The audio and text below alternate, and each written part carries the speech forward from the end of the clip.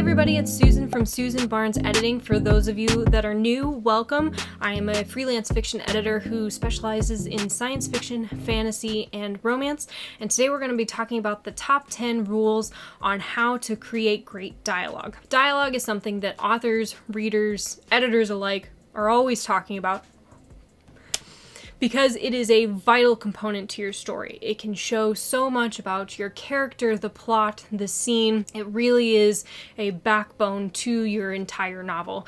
There are a lot of great resources out there that'll show you how to write dialogue, how to integrate it into a scene, how to use it to your benefit. This great tool that can show all these different aspects of your story. I've compiled my top 10 list of the best rules that I use for my authors and myself when I occasionally have to write dialogue, for how to create this great dialogue and how to seamlessly insert it into your story. So number one is make sure your dialogue has a purpose. Every line, every interaction, everything that you have a character say should be using that opportunity to show a reader what's going on, what they're feeling, what's happening, moving the story forward. So a lot of the resources that I've read in the past talk about a greeting as an example. No, you don't have to include a greeting every time a new character comes into the scene. That would be boring and repetitive and terrible. So a new character comes into a scene, you don't want to have to say the hi, how are you, how's the weather, that we normally have to say anytime a new person comes into the room. So you do want to skip that. I will say though, small talk can have its place. Again, focusing on whether or not the dialogue is able to convey a secondary or underlying meaning. So it may be a character that's talking about the weather or something very innocuous in that way, but it's conveying how awkward they feel or the fact that they hate the person they're talking to and have nothing else to say. You want to make sure it has that dynamic to be able to show why you're having them have this very inane conversation. And if you can't, then cut that out. You don't need that dialogue. Writing great dialogue is just as much about knowing when not to write something, when not to put dialogue, as it is crafting great witty dialogue to put in there. You want to make sure you are paying attention to whether or not the conversations that you're adding in need to happen and what purpose they serve in that scene. Rule number 2 for writing great dialogue is balance your dialogue tags. So for some authors, the biggest question is how many saids is too many saids? He said, she said, they said. It can get repetitive and it can sound repetitive. And to authors that are really paying attention to the craft, that are working on getting rid of their crutch words, anything that they've repeated too often, you don't want the reader to feel like you're repeating something too much. It can be tempting to get rid of a lot of the he said, she said. The mistake in that is that said is so integrated into the writing culture, it's become like white noise. It's something that readers know what it means, they know what it signals, and they just keep moving. So it does have its purpose, because that just means that instead of having a dialogue tag that gives more information, they can just basically ignore that piece of the sentence and keep moving. You're keeping them focused on the piece of the scene that you want them focused on, whether it's the dialogue, whether it's the narrative that comes afterwards. By saying he said or she said, you are telling the reader that they don't have to pay attention to how they said something, or at least how you're saying they said something, letting the dialogue speak for itself. Now, of course, there are times when dialogue tags are appropriate and needed, and you can choose when you want to add them in, again, avoiding having said 18 times in a row. So you can choose to have a dialogue tag that's showing more about how they said something, but you want to make sure you're also not over-explaining. When you do use dialogue tags, I recommend using them sparingly. So you want to make sure you're using them when they have purpose, again, making sure each choice has a reason behind it, and you want to make sure you're not over-explaining. So if you have a piece of dialogue where a character stutters, and you're showing that stutter, maybe maybe it starts with an SSS and then it continues with the rest of the sentence. You don't need to end that sentence with a dialogue tag that says he stuttered or she hesitated, because you've already shown that. So you want to make sure if you do use dialogue tags, you are showing the reader something that the dialogue or narrative surrounding it hasn't already shown them, so that you're not over describing and repeating yourself. 3 quick notes on dialogue tags before I move on. First and foremost, for any of you that are questioning, again, how much is too much as far as he said, she said, I highly recommend you pick a favorite scene or a book that you absolutely enjoyed.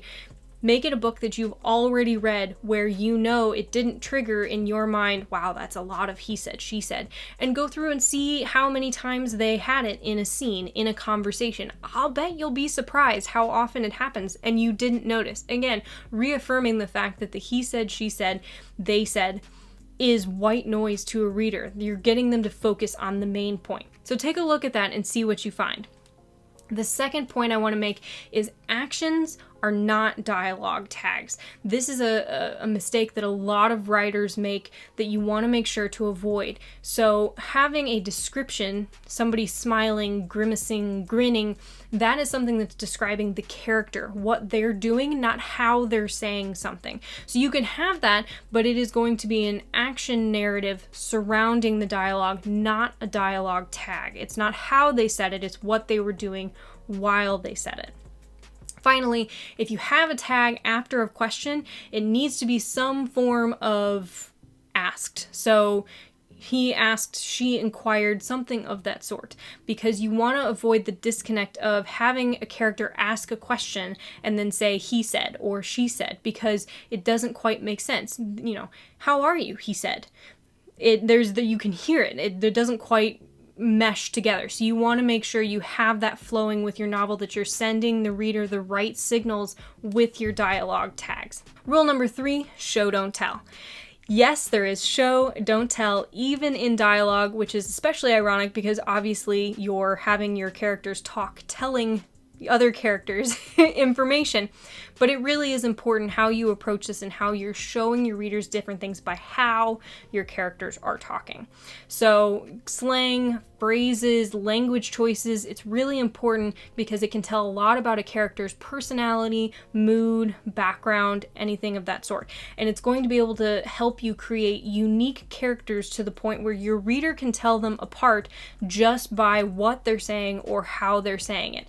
So for a very cliched example, you could have somebody say, "Oh, I'll scooch right past you," and your reader is most likely going to know, if they're familiar with the Midwest, that that person is from somewhere in the Midwest. I am very guilty of saying that, and I will admit that fully, and it is something that you could put in a conversation that could show most readers where that character is from without having to say, she was from Chicago, Illinois.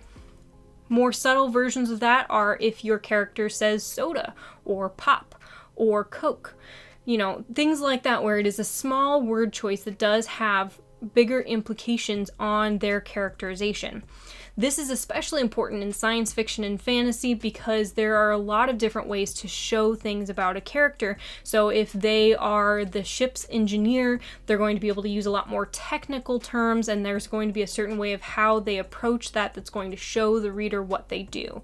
Or if they're from a certain region in your world, being able to show that. If they're speaking a different language, if they have different words for certain things, showing that word choice is going to be able to show your reader about that character versus you having to explain it somewhere in the narrative or character to character. A great example of this is if I gave you a list of dialogue, a back and forth between Hagrid and Dumbledore from Harry Potter, but put absolutely no narrative, description, dialogue tags, anything. Most of you that are familiar with the books or the movies would be able to tell exactly who is speaking when. And it's because they have such strong characterization. They have certain ways of speaking and how they approach things. That's what you want to get your dialogue to be, to a point where you don't even need dialogue tags unless they're absolutely necessary, showing something extra, because your readers can tell who's speaking. An added aspect to this is reading the room, who they're talking to, what the situation is, whether that would change their tone, their word choice, their voice. So you would speak differently to your mom versus your boss. You would speak in a more casual way to your friends than you would to a colleague. That type of interaction as well, again, can add to the characterization of who that person is. Not only whether or not they do change that language, maybe they don't speak differently to their boss than they do their friends. That either informs the reader how close they are to their boss or how much they don't care about their job.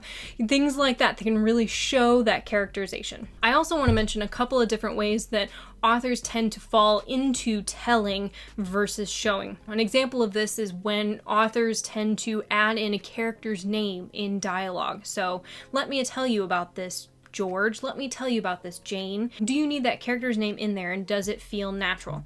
The problem with this is most of the time the character that's speaking knows who they're talking to. They wouldn't naturally say somebody's name. The author's putting it in there to make sure you as a reader know who they're talking to. It may be because they are new to the scene, there's lots of people in the room. There is usually a good reason for it, but many times it feels like telling. I'm telling you who the character is talking to.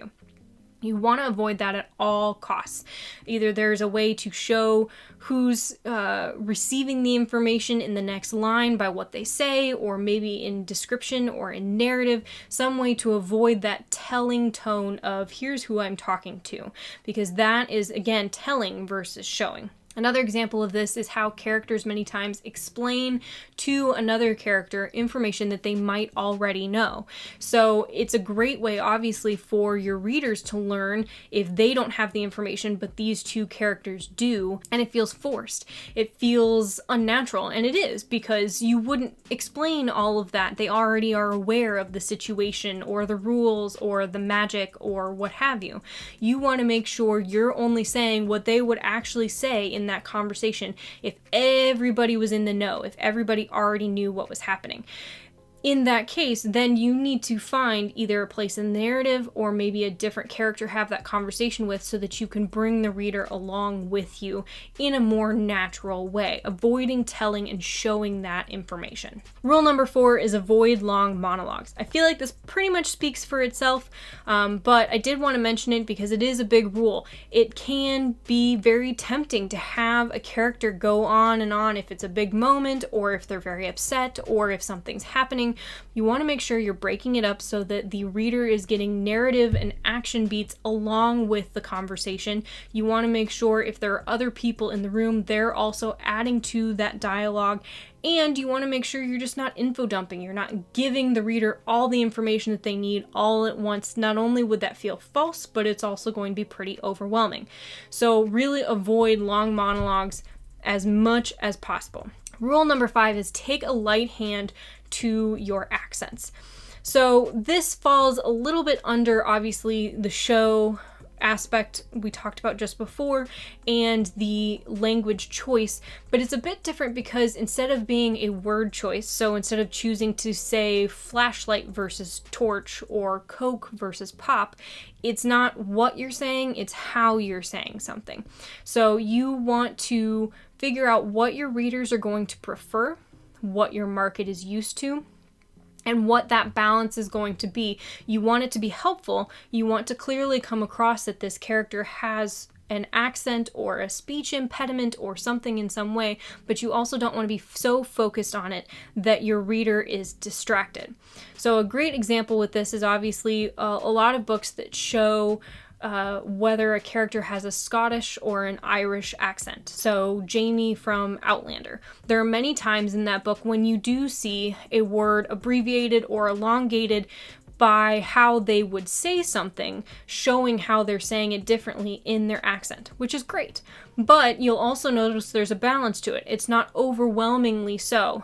The author allows the reader to also hear that voice in their mind versus having every word spelled uniquely to convey that accent. Because at some point, there's going to be a tip in that balance where they're going to be more focused on the pronunciation and how you've spelled things than they are on the information that's being conveyed. And you want them first and foremost to be focused on your story, your plot, what the meaning is coming across, not necessarily how they're saying it. So make sure you're choosing wisely when you have an accent, when you show an accent, and again, what it means to the reader, what it's conveying. Rule number 6, keep your dialogue dynamic. People lie, and so do characters. So you want to make sure you're showing this with the back and forth, with what they say and what they don't. Conversations are nuanced, so balancing their dialogue with when they leave things out, when they're nonverbal, so maybe it's more of a physical cue, make things vague, keeping that tense action and moving the plot forward. A great example of this is when the big bad obviously confronts the main character and the main character chooses to walk away, chooses to not say anything, only later to obviously have a well-placed response, zinger, or maybe to just show how wrong they were, to be able to prove that they were innocent all along or something, to be able to have that tense dialogue back and forth or choosing not to. Again, dialogue is knowing when to have something added in and when to have your character stay silent or walk away. Rule 7 is dialogue doesn't work alone, so coordinating your dialogue with all the other parts of your story. So coordinating it with body language, with setting, with other characters, being able to add all this in so that then you can keep your dialogue tense and moving forward and a part of the plot. You don't want to rely too much on one or the other. You don't want to rely too much on dialogue to carry your plot. You also don't want to rely too much on narrative. So a great way to sort of take a look at this, if you have a chapter that's feeling a bit clunky, is look at the white space on your page, even in Word, or if you want to see what I'm talking about, pick up the book that's nearest to you. See if the page feels very empty. Maybe whoever's writing it or maybe you're relying too much on dialogue. So there's not enough narrative, there's not enough action points, there's not enough to show you what's going on along with that conversation, that back and forth. Or if the page is overwhelmingly text heavy, maybe you've relied too much on narrative. Maybe you're over explaining, or maybe you have that really long monologue that we wanted to avoid earlier. You want to make sure you have a great back and forth, that you have both description and dialogue, and you have a good balance of words and white space on your page. Rule number 8, pay attention to your punctuation. I know punctuation's not fun, and I know it's the last thing you probably want to be thinking about when you're talking about your story and trying to figure out how you're going to get from point A to point Z, but it really is a vital tool because it is a part of that nonverbal language that we use. It's not just physical, it's punctuation. It is something that allows your readers to read the context without you having to add that dialogue tag or say anything at all. It's not sexy, but it's true. So here's some quick and dirty rules to follow that'll help you convey these nonverbal cues and save you and your copy editor down the line some heartache. First and foremost, dialogue always has ending punctuation of some form, whether it's a comma that's leading you to a dialogue tag, whether it's a period that then follows with narrative or description, exclamation point and a question mark that shows and conveys more emotion, ellipses that shows that their character is trailing off, or maybe an em dash that shows that they were interrupted. All of these things signal to the readers what's happening without you having to say, somebody interrupted, she asked, or they stuttered, something of that sort. You can show that just by having the correct punctuation at the end of your dialogue and then having to avoid the whole question of he said, she said, dialogue tag trap altogether. Another punctuation, well, I don't know if this is punctuation necessarily, but another technical rule to live by when looking at sort of the punctuation and how you're writing dialogue is new speakers should always be new paragraphs. This ties into the white space and how you're balancing just a wall of solid text versus a back and forth. When a new character or a new point is happening, you switch to a new paragraph, which allows you to signal to your reader something new is coming, something new is happening, or we're switching topics. So it's important to show that back and forth. And then finally, the start of a new sentence of dialogue should be capitalized even if it's in the middle of a narrative sentence. So if you have somebody that's describing something and at the end of it they respond with yes, the Y in yes is still capitalized even if it's in the middle or at the end of a narrative sentence, because you are signaling the start of that conversation. You're signaling the start of their sentence out loud. So you want to make sure that signal is getting through to your readers clearly. The 9th rule is read everything out loud. Whether you're going through your book reading the back and forth by yourself, whether you have a program that can do it for you, or whether you have a friend that is very generous and will sit and read this back and forth with you, I highly recommend you hear it aloud. We are a verbal society. The way that we speak is very different in some cases than how we write. So there's a bit of a catch-22 when you're trying to write how somebody then speaks, because it can look fine but sound incorrect or vice versa.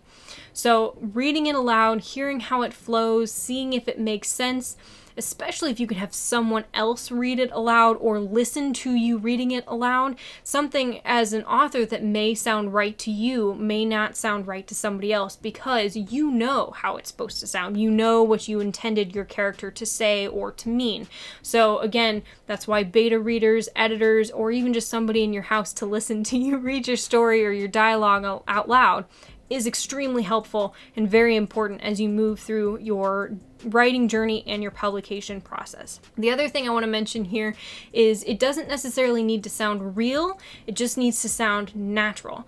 Again, remember, characters don't have to deal with all the niceties of society that we have to in our everyday lives. They don't always need to say hello, they don't always need to have that idle chit-chat. But you do want to make sure that it sounds natural in the way that they're approaching the conversation. There's a great quote from Screencraft, and they were talking about writing dialogue in screenwriting. But I love the quote. It stuck with me. It said, "One could argue that it's less about how real people talk and more about how real people would want to talk." I'll link to that article below. But basically what hit me with that is it's not necessarily what you or I would say, but what the character that you've come up with would ideally say in that moment. So whether it's, awkward, whether it's smooth, whether they did come up with that zinger that you've always wanted to say to the big bad or the evil or the mean girl at school, that's what you want to come across clearly. The final rule and the golden rule of writing great dialogue is read and practice. So read everything that you can get your hands on and see how they've done dialogue. See what your favorite authors did and why you loved it. See why you hated that book last week and what they did that put you off. Maybe it's how they approached their dialogue, or maybe they didn't have convincing characters, or maybe the back and forth, the conversations felt stilted. There's so much you can learn from both good and bad examples, and you want to pull that to then your own practice. And then practicing your own version of that dialogue. So whether it's writing a version of characters that you're intimately familiar with from a TV show or a favorite book, sort of fan fiction type, and just mocking up a conversation between them to practice that back and forth.